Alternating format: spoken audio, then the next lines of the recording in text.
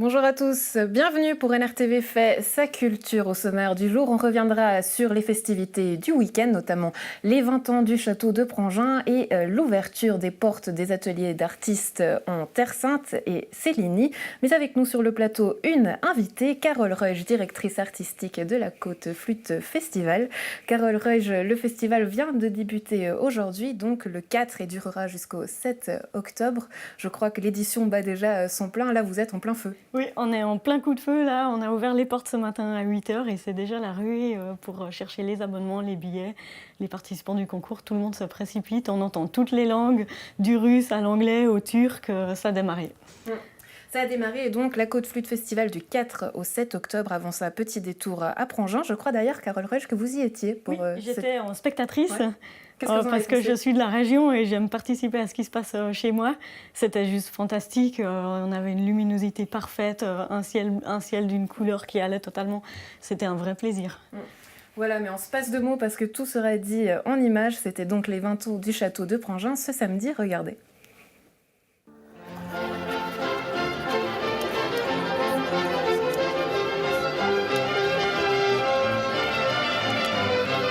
Prangin célébrait ce week-end ses noces de porcelaine avec le Musée national suisse. 20 ans de mariage, ça peut paraître pourtant si peu pour un musée national. Oui, 20 ans, c'est peu. Si on compare ça à d'autres musées qui ont plus de 100 ans.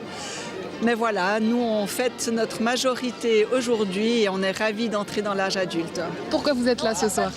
Ah, mais parce que je fais partie des amis du château de Prangin. Et puis je trouve qu'on a beaucoup de chance d'avoir un musée national qui se trouve là à 2 pas de chez nous. Moi j'habite au Bonne. Mais ça se passe très bien, il faut juste s'organiser par contre, parce que pas se faire brûler les fesses, mais autrement super. Qu'est-ce que ça représente finalement ces 20 ans pour le château de Prangin et le musée national suisse? Je pense que c'est une longue histoire qui a permis de mettre l'accent en fait sur la façon dont les gens vivaient au XVIIIe siècle, en ayant eu la chance de trouver les journaux de Guiguerre, donc du baron Guiguerre. Donc je pense que c'est un plus pour nous de savoir ce qui se passait dans cette région. C'était déjà une région très animée avec beaucoup de personnalités fortes et qu'il se passait des choses déjà au XVIIIe. Oui, ça va être joli quand le soleil se couchera.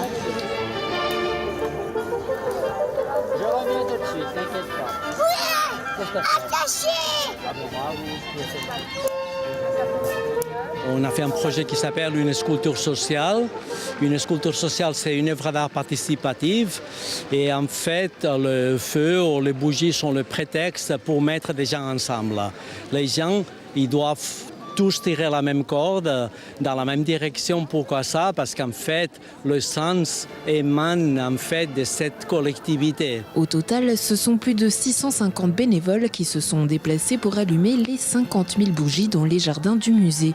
3 entraînements, mais aussi une année de travail pour l'artiste Mouma, déjà venu pour les 10 ans du château de Prangin. Et je l'ai travaillé plus, tout simplement.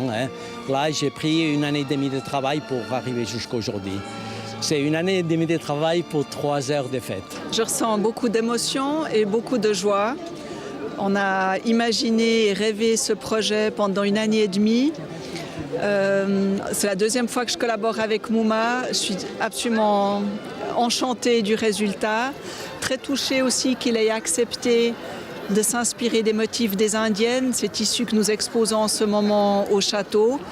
Et de découvrir en fait ces fleurs épanouies maintenant dans notre jardin potager, dessinées par la lumière dans la nuit, c'est vraiment une expérience exceptionnelle. C'est une joie indicible parce que ça nous réconcilie avec l'humanité un petit peu.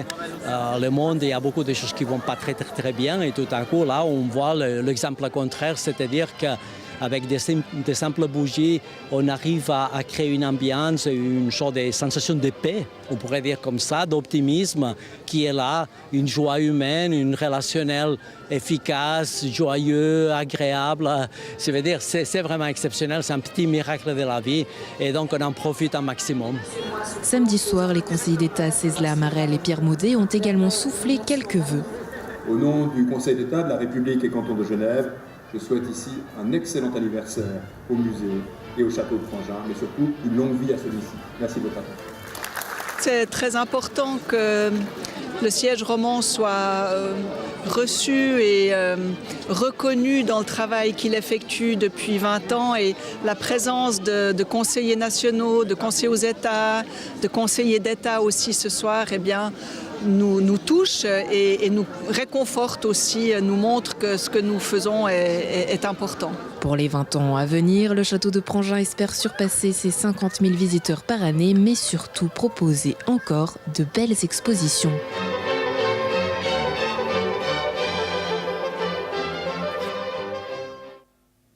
Comme promis, on vous parle de La Côte Flûte Festival qui a lieu à Nyon, Gland et Prangin du 4 au 7 octobre. Carole Reuge, pour cette édition, une particularité, plutôt une nouveauté avec un concours par l'association Souffle.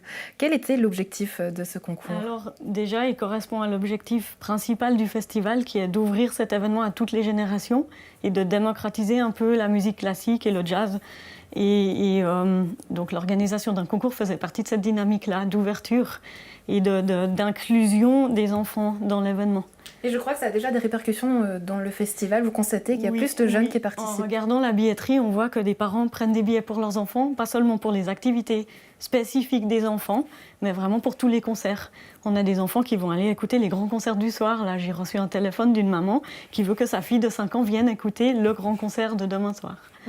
La flûte, elle souffre encore d'une image dissuasive, hein, vous venez quelque part de le sous-entendre, mais comment est-ce que du coup vous éduquez la population et vous cassez cette image avec ce festival ? Je crois que simplement en étant là et en restant là et en ayant de l'endurance et en proposant et reproposant des événements autour de cet instrument.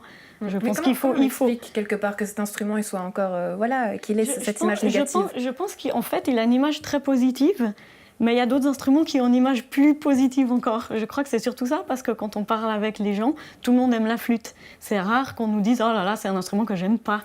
Mais c'est simplement qu'il lui faut encore du temps. Il faut savoir aussi que la flûte moderne en métal existe seulement depuis la fin du 19e siècle. Avec la sonorité qu'on a aujourd'hui. Donc ça met du temps aussi pour devenir plus démocratisé, alors que le violon a une sonorité et une popularité qui date de plusieurs siècles. Donc je pense que c'est aussi dû à ça. On a besoin de temps simplement, et je pense qu'un événement comme celui-là permet aussi de faire connaître l'instrument.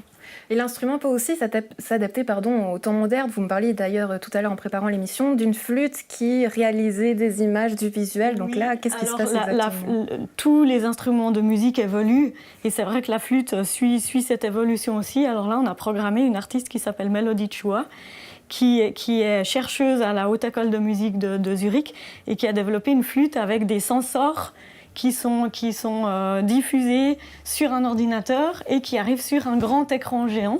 Et chaque touche qu'elle bouge, chaque son qu'elle émet va avoir une incidence sur l'image qui est projetée derrière elle. Donc c'est un spectacle son et lumière spectaculaire, justement. Donc ça montre l'évolution de l'instrument vers des terrains qui dépassent même la musique, finalement. Et des terrains, j'imagine qu'il y en a plusieurs, puisqu'il y a 170 artistes participent au festival. Ils viennent d'où, ces artistes ? De partout, des 4 coins du globe. Je pense qu'on a vraiment cette année, on invite le Japon. Alors on a beaucoup de Japonais qui sont là. On a un orchestre de flûte avec 25 flûtistes qui sont déjà arrivés là du Japon. On a des gens des États-Unis, on a des gens d'Europe un peu partout, d'Espagne, de France. Est-ce qu'on joue pareil de la flûte d'un endroit à l'autre, ou du coup est-ce qu'il y a des différences ? Alors, de nos jours, on joue de plus en plus de la même façon avec la mondialisation. Le jeu de la flûte s'uniformise un peu, mais on a quand même des tendances. On a une école française quand même qui reste très très forte et traditionnelle, et un noyau de la flûte. Et en Amérique on joue autrement, en Russie aussi autrement. Mais c'est vrai qu'avec les modes de communiquer aujourd'hui, comme un événement comme le nôtre, tout le monde se rencontre, donc tout le monde finit par apprendre les uns des autres, et le jeu de la flûte commence à s'uniformiser. Après on a les flûtes anciennes, les flûtes baroques, qui ont leur interprétation, leur type de jeu aussi. 5e édition pour la Côte Flûte Festival, qui doit jouer aux côtés des plus grands, Paléo, Caribana, Les Hivernales. Du coup, comment vous vous placez par rapport à ces festivals ? Alors déjà, pour moi, il n'y a jamais trop. La culture, plus on en offre, je pense plus c'est mieux, même s'il faut se battre pour nos budgets, pour notre public, bien sûr. Mais pour moi, je pense qu'il n'y a jamais de concurrence. Chacun a son boulot dans un sens, chacun a son offre. Et je crois que le public est enchanté d'avoir une région ici aussi riche que ça culturellement. On voit que dans les temps actuels, vous parlez finances, les budgets sont durs, les communes doivent resserrer la ceinture. Du coup, quel bilan est-ce que vous faites du festival, par exemple l'année dernière, ou est-ce que vous en êtes déjà maintenant au stade actuel? Comment ça se passe au niveau des finances, que je constate, alors c'est très difficile, comme pour tous les événements culturels. Et depuis 2014, où on a lancé le festival, on a exactement le même budget. Donc il y a ni recul ni avancée. Ouais. On s'en sort avec ce budget, on se serre la ceinture, environ 200 000 francs. On se serre la ceinture, c'est un minimum légal, je dirais, pour que l'événement ait lieu. Mais on survit avec cette somme. Et donc c'est ni plus ni moins. On est vraiment dans cette moyenne. Et puis pour survivre, vous êtes au four et au moulin, si je puis dire. Programmation, communication, pose d'affiches, recherche de sponsoring, un peu tout. Vous vivez d'ailleurs aussi entre Nice et Gland où vous donnez des cours. Oui. La flûte, finalement, c'est une réelle passion pour vous. C'est une passion à la base et là, ça devient un travail de titan. Après, il faut assumer ses passions, il faut assumer ses engagements jusqu'au bout. Et puis, ça reste un grand plaisir. Surtout de partager ça à autant de public. Si vous deviez convaincre les téléspectateurs qui nous regardent pour venir au festival, qu'est-ce que vous leur diriez ? Oh là là, soyez curieux. C'est de la flûte traversière, peut-être que vous ne la connaissez pas. Et venez voir, venez en famille, on accueille les familles. Moi, je pense simplement par curiosité, allez voir. Donc l'appel est lancé du 4 au 7 octobre à la Côte Flûte Festival à Gland, Nyon et Prangin. Par exemple, à Prangin, qu'est-ce qu'on peut découvrir? Donnez-nous un petit peu envie. Alors à Prangin, par exemple, samedi, on aura 2 concerts l'un après l'autre. Un de musique très contemporaine avec une flûte octobasse qui est grande comme une contrebasse de cordes. Et juste après, on aura un concert de musique baroque. Ça sera les 2 contrastes l'un après l'autre. Au château de Prangin, je pense que ça vaut la peine de voir un peu les 2 extrêmes de la flûte. Ouais, et concernant l'éducation, des masterclass aussi? Oui, tous les matins des masterclass. Le public peut venir en auditeur écouter, c'est ouvert. Des activités toute la journée, une exposition au théâtre de Grandchamp avec 35 stands. Le public aura de quoi s'occuper toute la journée pendant 4 jours. Carole Reich, merci et bon festival à vous. Du côté de Terre-Sainte et Séligny, je vous le disais, les 29 et 30 septembre ont eu lieu les portes ouvertes. Pour l'occasion, plusieurs artistes ont ouvert les portes de leur atelier. Vous aurez l'occasion dans ces prochaines émissions de découvrir d'ailleurs plusieurs portraits d'artistes, à commencer par Carole Ferrara, artiste verrière de Séligny. Alors, on va réaliser un tableau à plat. Donc ça, c'est vraiment la technique du fusing. Le fusing de base, donc fusionner différents éléments de verre ensemble pour former une seule plaque. Ici, vous êtes dans l'atelier de travail, donc verre à froid. Ici, on travaille le verre avant la cuisson. Donc tout ce qui est verre à froid. Ensuite, il y a juste le chalumeau, où on utilise de temps en temps pour chauffer une partie du verre. Mais après, toute la partie chaleur, travail directement du verre chaud, se fait après à côté du four ou dans le four ou proche du four. Moi, je viens d'une famille où tout le monde est un peu artiste, donc du coup, moi, j'aurais toujours voulu travailler le verre. Et à l'époque, on pouvait pas... Enfin, c'était moins... pas trop pour les femmes, donc c'était vraiment un monde très masculin. Et une fois adulte, j'ai fait une profession, parce que voilà, il faut faire une profession, mais pas trop dans l'art. Et après, comme cette passion, elle était toujours en moi, et j'ai toujours voulu faire le verre. Et là, j'ai commencé à faire des stages, d'abord en Espagne. Ensuite, j'ai fait un peu des séminaires en Allemagne, en Suisse allemande aussi. Et pour apprendre différentes techniques et savoir comment, surtout les termes verriers.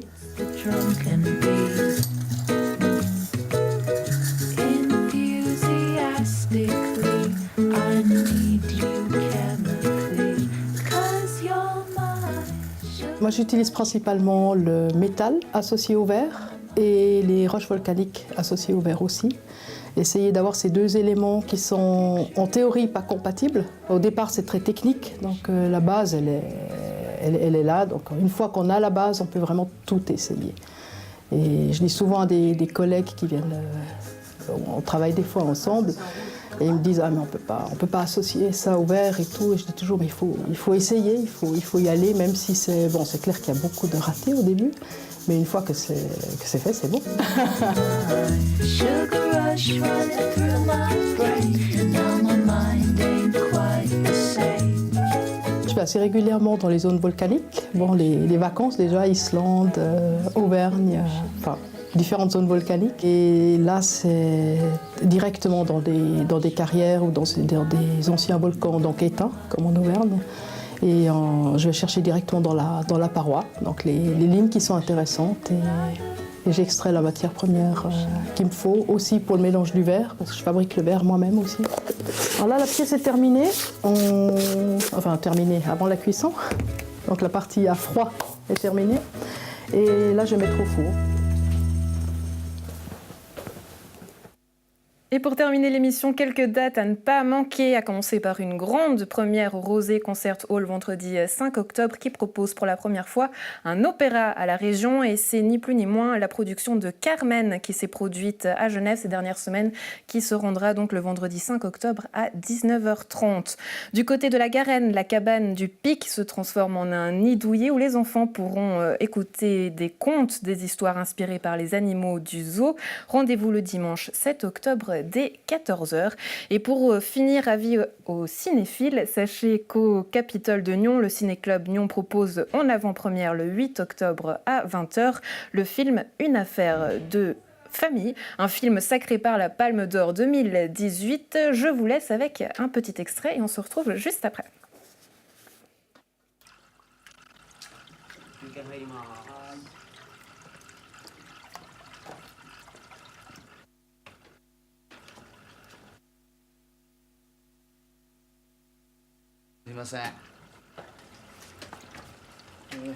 シーバスをね釣りたいんだけど、はい、プラグと新編っていうのはどう違うんですか？新編ですか？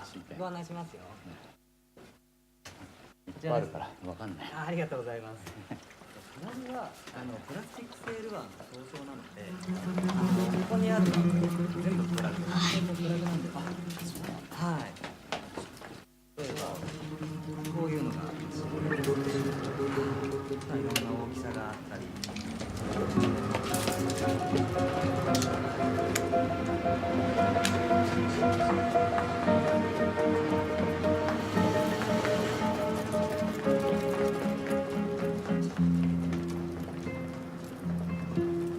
何どうしたのこれ？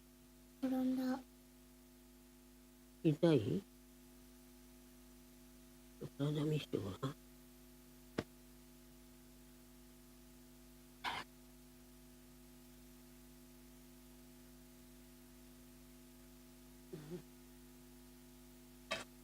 110番される前に返してきなよ。やだ。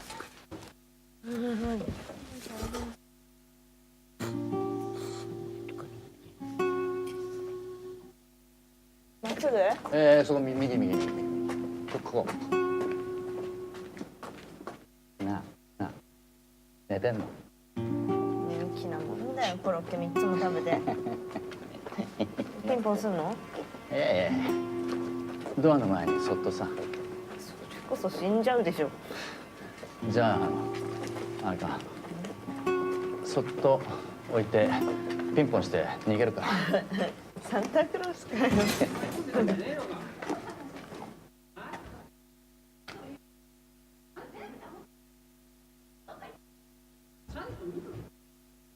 ちょっと見てくるわ。いいか。ちょっと待って。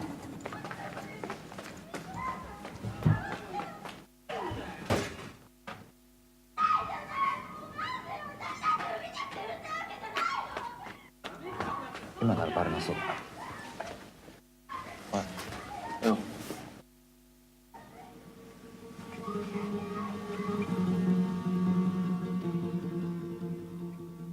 Une affaire de famille à voir donc au Capitole de Nyon le 8 octobre à 20h. Quant à nous, vous le savez, on se retrouve la semaine prochaine pour plus de culture et plus d'aventures. Salut!